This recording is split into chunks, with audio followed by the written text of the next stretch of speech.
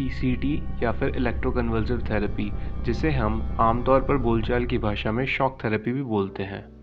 Patient या फिर उसके गार्जियन से हमें थेरेपी के लिए कंसेंट लेना होता है, रिटन कंसेंट, एंड हमें प्रोसीजर के बारे में उसे फुल्ली डिस्क्लोज करना होता है, जिसमें प्रोसीजर के साइड इफ़ेक्ट्स या और कौन कौन से ट्रीटमेंट अवेलेबल है ये सब हमें पेशेंट को बताना होता है। ईसीटी एक इन पेशेंट को, यानी जो एडमिट पेशेंट है वो से, या फिर डे केयर में भी ईसीटी दी जा सकती है। जनरली वीक में 2 बार एक पूरे ट्रीटमेंट सेशन के दौरान लगभग 6 से 8 ईसीटी सेशंस दिए जा सकते हैं। नाउ ब्लड प्रेशर चेक करने के लिए एक बीपी कफ लगाया जाता है और ऑक्सीजन सैचुरेशन चेक करने के लिए प्रोब फिंगर पे प्लेस किया जाता है। ईसीटी सेशन से पहले पेशेंट का कंप्लीट फिजिकल एग्जामिनेशन होता है, उसका ब्लड वर्कअप होता है एंड चेस्ट एक्सरे भी कराया जाता है if indicated, and continuously patient को मॉनिटर किया जाता है। पेशेंट को ईसीटी ट्रीटमेंट से 6 घंटे पहले तक कुछ खाने पीने के लिए नहीं देना होता। हार्ट लीड्स के बाद में हम कुछ लीड्स ब्रेन एक्टिविटी मेजर करने के लिए पेशेंट के फोरहेड पे लगाते हैं, जिससे हमें ब्रेन की एक्टिविटी का एंड सीजर एक्टिविटी का पता चलता रहे। Now on the next step, patient को अनकॉन्शियस करने के लिए एक एनेस्थेसिस कुछ मेडिकेशंस यूज़ करेगा। नाउ 2 इंजेक्शंस दिए जाएंगे पेशेंट को। First one will be a general anaesthetic. इस केस में थायोपेंटॉन इज़ यूज्ड। ईसीटी से कोई सीरियस कॉम्प्लिकेशन होना काफ़ी रेयर होता है। मॉर्टेलिटी रेट काफ़ी लो है, 50,000 में से किसी एक पर्सन की डेथ ईसीटी में हो सकती है। पर ईसीटी के कुछ छोटे मोटे माइनर साइड इफ़ेक्ट्स देखने को मिलते हैं, जैसे कि सर दर्द होना, चक्कर आना, उल्टी जैसा मन होना, या फिर कुछ कन्फ्यूजन जैसी स्टेट। कुछ केसेस में कुछ टाइम के लिए पर्सन की मेमोरी भी लूज़ हो सकती है, और ये मेमोरी लॉस कुछ दिन से लेकर कुछ महीनों तक परसिस्ट कर सकता है।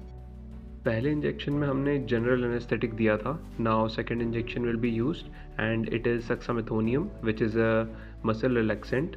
This is given to modify the seizure activity and so that the person does not experience like full-blown fits.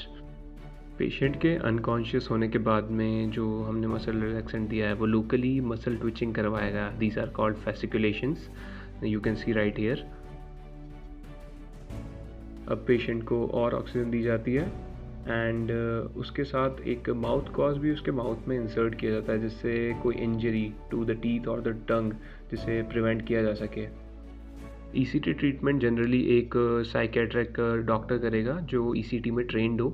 ये 2 इलेक्ट्रोड्स हैं जिसे प्लेस किया जा रहा है. इन इलेक्ट्रोड से इलेक्ट्रिक करंट इंड्यूस करेंगे एंड पर्सन को एक जनरलाइज सीजर एक्टिविटी की स्टेट में लेके जाएंगे.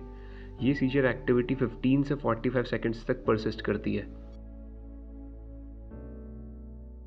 Now you can see the seizure activity has started and it will persist for around 15 to 45 seconds. Here you can see the seizure activity and the patient is being given some oxygen to breathe.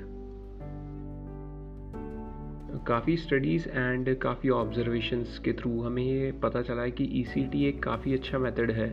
कुछ diseases जिनके severe symptoms हैं, या फिर ऐसी diseases जिनमें बाकी सारे treatment का ऑप्शंस फेल हो चुका है, या फिर कुछ life threatening conditions, psychiatric problems, उन केसेस में ईसीटी को अच्छे से यूज़ किया जा सकता है. बट अकॉर्डिंग टू गाइडलाइंस हम ईसीटी को एक रूटीन मैनेजमेंट की तरह यूज़ नहीं कर सकते किसी भी साइकेट्रिक इलनेस में. पर ऐसा नहीं है कि ईसीटी इफ़ेक्टिव नहीं है. कुछ केसेस में ईसीटी को वहाँ भी यूज किया जा सकता है.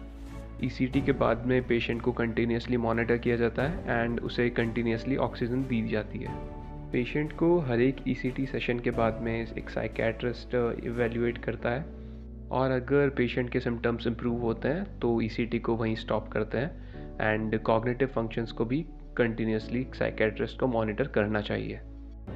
ईसीटी के बारे में काफ़ी सारे मिथ्स हमारी सोसाइटी में है, जैसे ये पागलों का ट्रीटमेंट है एंड इसे देने के बाद पर्सन रिकवर नहीं कर पाता एंड ऑल. पर सच ये है कि ये काफ़ी इफ़ेक्टिव वे है काफ़ी सीवियर सिम्टम्स को ट्रीट करने का. Thanks for watching the video and please like and subscribe the channel for more such content.